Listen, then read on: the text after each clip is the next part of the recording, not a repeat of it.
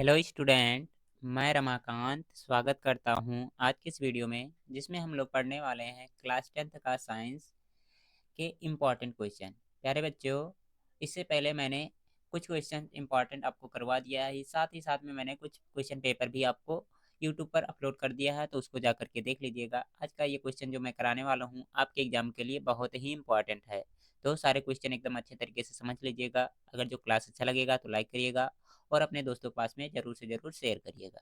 तो चलिए बढ़ते हैं हम लोग क्वेश्चन की तरफ और उनको सॉल्व करते हैं और देखते हैं कि कौन कौन से क्वेश्चन आपके एग्जाम के लिए इम्पॉर्टेंट है। एग्जाम आपका पास में है तो इम्पॉर्टेंट क्वेश्चन अगर जो आप लोग तैयार कर लेंगे तो उससे आपको बहुत अच्छे अच्छे मार्क्स मिल सकते हैं। तो देखेंगे मेरे पास से ये पेपर मैंने तैयार किया है जो आपके लिए इम्पॉर्टेंट है। ठीक है, तो सबसे पहले मैं आपको यहाँ के क्वेश्चन को दिखा रहा हूँ कि कौन कौन से क्वेश्चन कैसे करना है, और इसको सॉल्व करके भी मैं बताने वाला हूँ, तो परेशान बिल्कुल भी नहीं होंगे, आप लोग को हर एक क्वेश्चन समझ में आएगा। ठीक है, तो इसमें देखेंगे पहला क्वेश्चन जो है, इसमें कहा क्या जा रहा है, तन सल्फ्यूरिक अम्ल दानेदार जिंक के साथ अपक्रिया करता है। मतलब इसको क्या करना है, समीकरण के रूप में लिखना है, उसके बाद में क्या करना है, संतुलित भी करना है। तो यहाँ पर क्या है, तन सल्फ्यूरिक अम्ल, तो सल्फ्यूरिक अम्ल का सूत्र क्या होता है, आप लोग कहेंगे H2SO4 होता है, ये H2SO4। ठीक है, अब ये किसके साथ क्रिया कराना है, इसका जिंक के साथ, तो Zn यहाँ पर लिख लीजिए। ठीक है, जिंक के साथ अब ये क्रिया करेगा, तो क्रिया करने के बाद में क्या बनाएगा, यहाँ पर देखिए जिंक हाइड्रोजन को विस्थापित करेगा, तो क्या हो जाएगा, यहाँ पर हो जाएगा ZnSO4, और प्लस में क्या हो जाएगा, हाइड्रोजन गैस यहाँ से बाहर निकल जाएगा, H2 गैस बाहर निकाल लो यहाँ से। ठीक है, चेक कर लो क्या ये संतुलित है कि नहीं है, अगर जो नहीं होंगे तो कर लीजिएगा इसको। तो हाइड्रोजन 2 है, बराबर है, कोई दिक्कत नहीं है। जो जिंक है 1 है, सल्फर भी 1 है, ऑक्सीजन का 4 अणु, तो 1 है, कोई दिक्कत नहीं है, सब कुछ सही है। तो ये समीकरण ऑलरेडी संतुलित है, तो संतुलित करने की जरूरत नहीं है। देखिए अब ये किस तरह का समीकरण है, ये आप लोग कमेंट बॉक्स में बताएंगे। ठीक है, जैसे आप लोग जानते हैं ना समीकरण के कितने प्रकार होते हैं, संयोजन, वियोजन, और इसी तरह से बहुत सारे होते हैं। ठीक है, मैं नाम नहीं बता रहा हूँ ताकि आप लोग कमेंट करके बताएं ये कौन सी अब क्रिया है। अब इसके बाद में दूसरे वाले में क्या कह रहा है, तन हाइड्रोक्लोरिक अम्ल, ठीक है, किससे, एल्युमिनियम चूड़ के साथ अपक्रिया करता है। तो तन हाइड्रोक्लोरिक अम्ल लिख लीजिए, HCl ले लिया हमने। ठीक है, अब इसकी क्रिया किसके साथ में करवानी है हमें, एल्युमिनियम चूड़ के साथ, तो एल्युमिनियम का सूत्र लिख लीजिए, Al हो जाएगा, एल्युमिनियम चूड़ ये हो गया। अब इसके साथ जब ये क्रिया करेगा तो क्या बनाएगा, देखिए आपको कुछ रिएक्शन याद भी करने होंगे, जैसे याद नहीं रहेगा तो सॉल्व ही नहीं होने वाला। तो देखिए यहाँ पर जब ये अब क्रिया करेगा तो बनाएगा कितना, Al, उसके बाद कितना हो जाएगा, Cl3। ठीक है, एल्युमिनियम क्लोराइड बन जाएगा। ठीक है, क्या बन जाएगा, ये हो जाएगा आपका एल्युमिनियम क्लोराइड। अब इसको क्या करेंगे हम लोग, संतुलित करेंगे। तो संतुलित करना स्टार्ट करिए, देखिए कौन सा संतुलित नहीं है, तो देखेंगे यहाँ पर क्लोरीन 3 है। ठीक है, शुरुआत में हम लोग क्या करते हैं, अनुमानित विधि से सॉल्व करते हैं इसको, और कोई तरीका तो हमें मालूम नहीं होता। क्लोरीन 3 है तो यहाँ पर 1 है, यहाँ पर 3 कर लो। ठीक है, अभी सही एकदम नहीं मानेंगे, इसको हम लोग बाद में चेंज भी कर सकते हैं। ठीक है, तो कितना 3 हमने लिखा, तो यहाँ पर कितना हो गया, हाइड्रोजन 3 हो गया। हाइड्रोजन देखिए, अच्छा यहाँ पर अभी मैंने तो पूरा रिएक्शन ही नहीं लिखा, ये कितना हो जाएगा, यहाँ से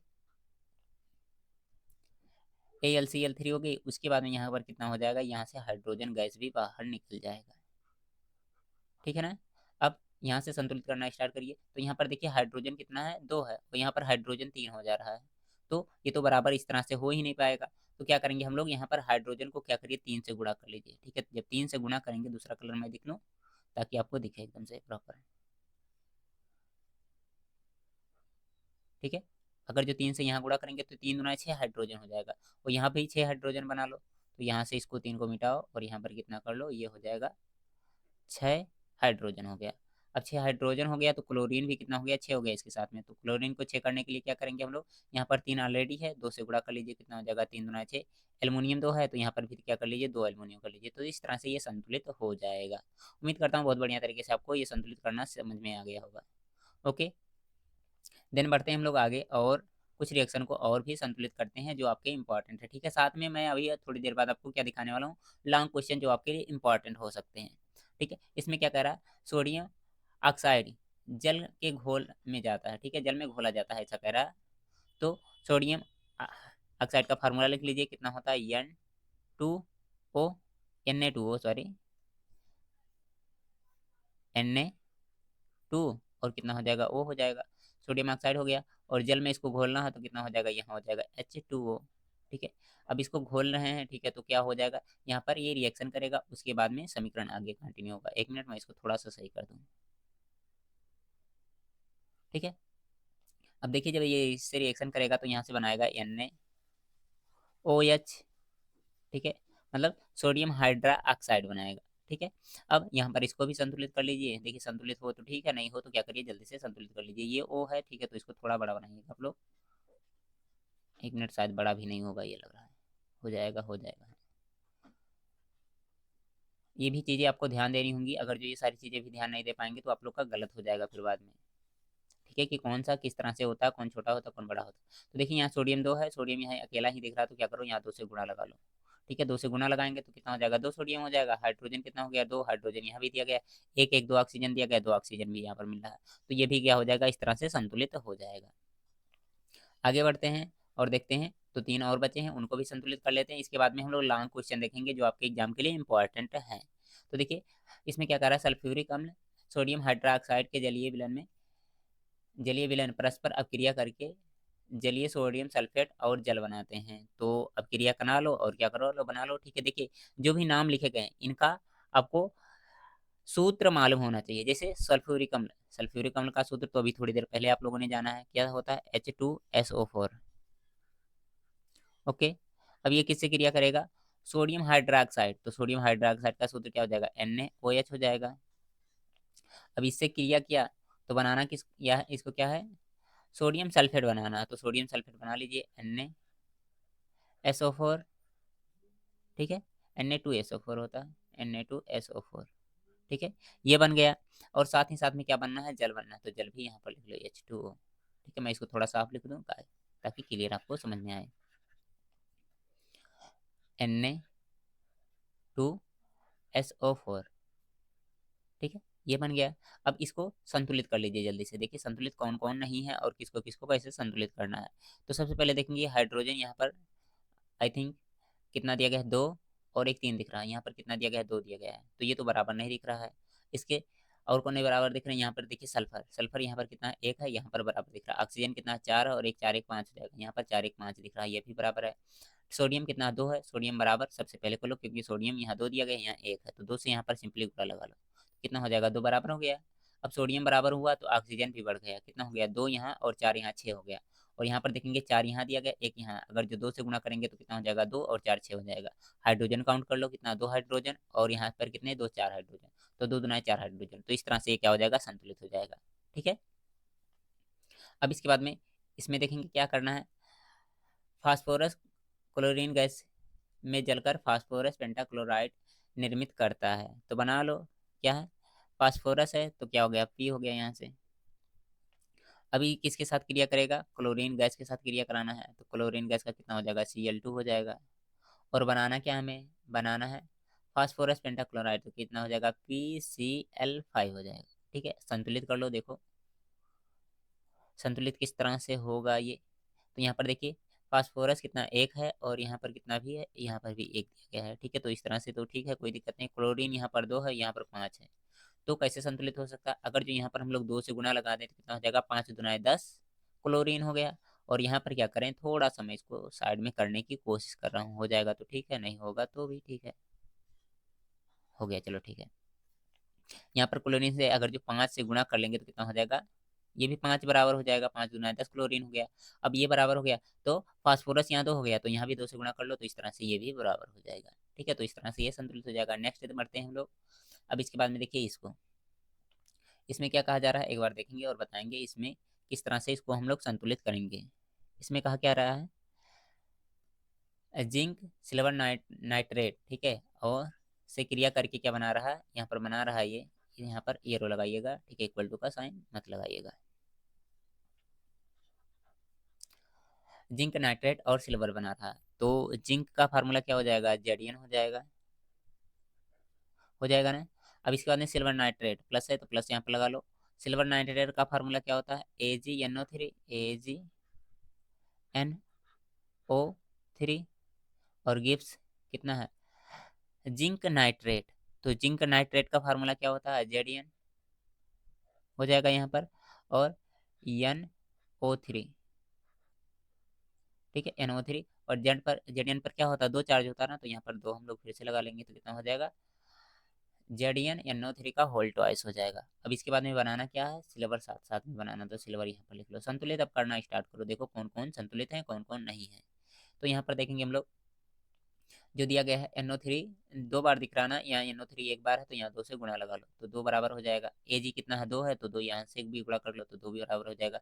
Zn एक ही है, सब कुछ संतुलित हो गया है। तो इस तरह से इसको संतुलित करना था। उम्मीद करता हूँ बहुत बढ़िया तरीके से आपको संतुलित करना समझ में आ गया होगा, इसमें आपको कोई दिक्कत नहीं हुई होगी। क्लियर है सबको?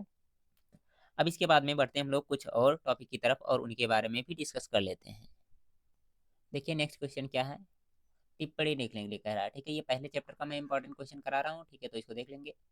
इसमें कह रहा है टिप्पणी लिखना, किस पे लिखना है, संक्षारण पर लिखना और विकृत गंधिता पर। संक्षारण क्या होता है, जब देखिए अगर जो कोई हमारा मेटल है, ठीक है, धातु है, अगर जो अम्ल के साथ में संपर्क में आएगा तो वहां से वो अपकिरित होकर के क्या हो जाता है, उस पर अलग अलग तरह के कलर दिखाई देते हैं। ठीक है, नोट्स में आपको सारी चीजें एकदम अच्छे तरीके से लिखा होगा। ठीक है, तो उसको याद कर लेंगे। संचारण क्या होता है, जिससे क्या होता है चांदी पर अलग तरह का कलर दिखने लगता है। ठीक है, चांदी का कोई चम्मच वगैरह है तो वो अलग तरह से दिखने लगता है। ठीक है, इस तरह से हर एक चीजों पर देखने को मिलेगा, तो वो संचारण होता है। इसी प्रकार से विकृत गंधिता, विकृत गंधिता क्या होता है, जैसे हमारे पास कोई भी पदार्थ है खाने का, जो क्या हो वसा से बना हो या फिर तेल वगैरह से बना हो। ठीक है, तो उसको हम लोग रख देते हैं कुछ दिन तक, तो क्या होगा, वातावरण में मतलब ऑक्सीजन जो होगा उससे रिएक्शन करेगा। अब रिएक्शन करेगा तो क्या होगा, उसमें अलग तरह की गंध आने लगती है। ठीक है, मतलब इसमें लाने लगता है, अच्छा नहीं देख खाने में लगता है या सूंघने में अच्छा नहीं लगता है। ठीक है, तो क्या होता है, विकृत गंधता के कारण क्या होते हैं, उसमें अनेक तरह के बैक्टीरिया वगैरह आ जाते हैं, इसलिए क्या हो जाता है, खराब हो जाता है। और यही प्रक्रिया क्या होती है, विकृत गंधिता होती है।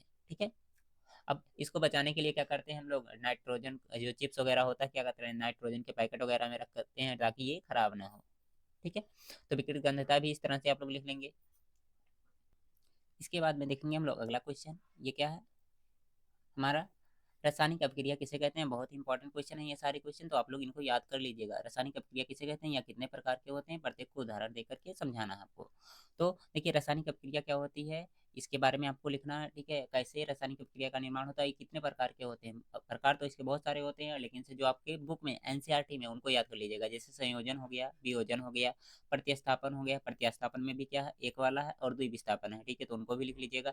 अब हो सकता है यहाँ से क्वेश्चन सिंगल सिंगल भी पूछ सकता है, जैसे संयोजन क्रिया किसे कहते हैं, वियोजन क्रिया किसे कहते हैं। ठीक है, तो ये अलग अलग पार्ट इसी क्वेश्चन के हो सकते हैं। ठीक है, द्विविस्थापन क्रिया क्या होता है, बहुत ही इंपॉर्टेंट है, तो इसको जरूर से जरूर याद करिएगा। ठीक है, साथ ही साथ में एग्जाम्पल भी याद होना चाहिए। ठीक है, जैसे संयोजन क्रिया क्या होता है, जैसे मतलब क्या होगा कि अगर जो दो हमारे पास प्रोडक्ट हैं, ठीक है, उनसे मिलकर के क्या होगा, एक ही उत्पाद का निर्माण होगा, तो क्या होगा, हमारा संयोजन होगा। और वियोजन क्या होगा, वियोजन में होता है एक ही हमारे पास क्या है, प्रोडक्ट है। ठीक है, अब वो क्या करेगा, जब अपक्रिया करेगा तो क्या होगा, उससे हमें बहुत सारे उत्पाद मिल जाएंगे। ठीक है, मतलब वो टूट जा रहा है अलग अलग पार्टों में, तो क्या हो जाएगा, वो वियोजन हो जाएगा। ठीक है, तो इस तरह के क्वेश्चन आपको याद करने होंगे। जैसे आप लोग बहुत सारे एग्जाम्पल भी देखे होंगे, जैसे सोडियम क्या होता है, क्लोरीन से क्रिया करता है तो क्या होता है, NaCl बनाता है। ठीक है, यानी कि सोडियम क्लोराइड बनाता है। तो ये कौन सा हो जाएगा, दो था, सोडियम था और क्लोरीन था। ठीक है, क्या था, सोडियम था, यहाँ पर मैं लिख दे रहा हूँ, सोडियम था और क्या था, क्लोरीन था। ये दोनों क्रिया करा करके क्या बनाए, NaCl बनाए हैं। ठीक है, क्लोरीन का एक ही पार्ट नहीं लिया जाता, दोनों लिया जाता, तो क्या हो जाएगा, यहाँ क्लोरीन गैस से क्रिया हुआ तो ये हो गया NaCl हो गया। अब इसको संतुलित कर लेंगे तो यहाँ से हो जाएगा 2। ठीक है, क्लोरीन और सोडियम भी 2 कर लीजिए, तो इस तरह से संतुलित हो जाएगा ये। ठीक है, इसी प्रकार वियोजन के लिए भी कर लेंगे। वियोजन के लिए क्या कर सकते हैं, बहुत सारे एग्जाम्पल जान सकते हैं आप लोग और कर भी सकते हैं। वियोजन में क्या होता है, हमें उष्मा की आवश्यकता होती है या फिर क्या होती है, हीट की जरूरत होती है, तो उष्मा और हीट दे करके उसको चेंज कर सकते हैं। ठीक है, तो इनको क्या करिएगा, आप लोग याद कर लीजिएगा। बाकी प्रतिस्थापन और विस्थापन जो दिया गया है ये भी आप लोग के लिए इंपॉर्टेंट है। ठीक है, इसके बाद में नेक्स्ट क्वेश्चन जो आपका क्या है, उष्माक्षेपी अपक्रिया क्या होता है, उष्माशोषी अपक्रिया क्या होता है, ये भी इंपॉर्टेंट है। इसमें क्या होता है, ऐसी अपक्रिया जिसमें क्या हो, अपक्रिया के दौरान उष्मा का उत्पन्न हो। ठीक है, और उष्मा का शोषण हो, तो क्या होगा, उष्मा अगर जो निकल रही है तो छेपी हो जाएगा, अगर जो अवशोषण हो रहा है तो क्या हो रहा है, उष्मा शोषी हो जाएगा। क्लियर है इसके बारे में? अब इनका भी एग्जाम्पल आपको लिखना होगा। ठीक है, एग्जाम्पल में क्या करते हैं हम लोग, जैसे कोई काम करते हैं तो हमारे अंदर एनर्जी निकलती है ना, तो इसको रिएक्शन के साथ में लिखना होता है। ठीक है, बहुत सारे एग्जाम्पल आपको मालूम भी होगा, अगर जो मालूम है तो लिख लीजिएगा, नहीं मालूम है तो क्या करिएगा, याद कर लीजिएगा। ठीक है, जैसे नाइट्रोजन और ऑक्सीजन क्या करते हैं, अगर जो क्रिया करते हैं तो यहाँ से उष्मा की उत्पत्ति होती है। ठीक है, उष्मा हमें जरूरत पड़ती है। ठीक है, तो क्या हो जाएगा, उष्मा शोषी वाला हो जाएगा ये। उष्मा क्षेपी क्या हो जाएगा, जब हम लोग रिएक्शन कराते हैं तो उष्मा का निर्माण हो, जैसे क्या होता है, जब हम मीथेन का क्रिया ऑक्सीजन से कराते हैं, ऑक्सीजन गैस से कराते हैं, तो क्या होता है, वहां पर कार्बन डाइऑक्साइड गैस निकलता है। ठीक है, उसके बाद जल मिलता है और क्या मिलता है, हमें ऊष्मा भी मिलती है, तो क्या हो जाएगा, ये ऊष्मा क्षेपी हो जाएगा। इसके बाद में नेक्स्ट क्वेश्चन हमारा क्या है, रेडॉक्स क्रिया। रेडॉक्स क्रिया क्या होता है, ऐसा क्रिया जिसमें क्या हो, ऑक्सीकरण भी हो और उपचयन भी हो। ऑक्सीकरण उपचयन कहने का मतलब क्या हो, दोनों अब क्रिया एक ही साथ में होना चाहिए, ठीक है, तो इसे क्या कहेंगे हम लोग, रेडॉक्स क्रिया कहेंगे, ठीक है। इसका भी एग्जांपल आपको लिखना जरूरी है, तो एग्जांपल मैं यहाँ पर समझा दे रहा हूँ, क्या एग्जांपल इसका हो सकता है। जैसे CuO का क्रिया किसके साथ में हम लोग करा लें, हाइड्रोजन गैस के साथ में क्रिया करा लेंगे, ठीक है। तो यहाँ से बनेगा कि ये बन जाएगा हमारा Cu, अलग कर लो इसको, और क्या हो जाएगा, यहाँ पर जल बना लो, H2O, ये बन चुका है। अब देखेंगे ऑक्सीकरण कैसे हुआ, अपचयन कैसे हुआ, ठीक है, रेडॉक्स क्रिया में, ठीक है। और साथ ही साथ ये भी जान लीजिएगा कि ऑक्सीकरण किसे कहते हैं, अपचयन किसे कहते हैं, ठीक है। ये याद नहीं रहेगा तो रेडॉक्स क्रिया कर नहीं पाएंगे आप लोग, ठीक है। थोड़ा सा नीचे इसको मैं कर दूं, ये ओ है, ठीक है। अब देखिए यहाँ पर क्या था, Cu था, अब Cu से क्या हुआ, ऑक्सीजन निकल गया ना, तो यहाँ क्या हो जाएगा, अपचयन हो जाएगा। Cu जो था शुरुआत में, यहाँ से देखिए, यहाँ से ऑक्सीजन निकल गया है, और यहाँ से देखिए क्या हो गया, ऑक्सीजन यहाँ पर जुड़ गया है, ठीक है। ऑक्सीजन का जुड़ना क्या होता है, ऑक्सीजन अगर जो जुड़ रहा है तो क्या हो रहा है, ऑक्सीकरण हो जाएगा, ठीक है। और यहाँ ऑक्सीजन निकल रहा है तो क्या हो जाएगा, अपचयन हो जाएगा। और इसमें देखेंगे ऑक्सीकरण और अपचयन दोनों हो रहे हैं तो क्या हो जाएगा, ये हमारा रेडॉक्स क्रिया हो जाएगा। तो ये सारे क्वेश्चन केमिस्ट्री फर्स्ट चैप्टर के इंपॉर्टेंट क्वेश्चन है, इनको क्या करना होगा, आपको जरूर याद करना होगा। इसके अलावा जो रिएक्शन वगैरह हैं उनको भी आप लोग याद जरूर कर लीजिएगा। उम्मीद करता हूँ प्यारे बच्चों आज का क्लास आपको बहुत अच्छे तरीके से समझ में आया होगा। अगर जो समझ में आया है तो वीडियो को लाइक करिएगा, अपने दोस्तों के पास में जरूर शेयर करिएगा। ओके, बाय बाय प्यारे बच्चों।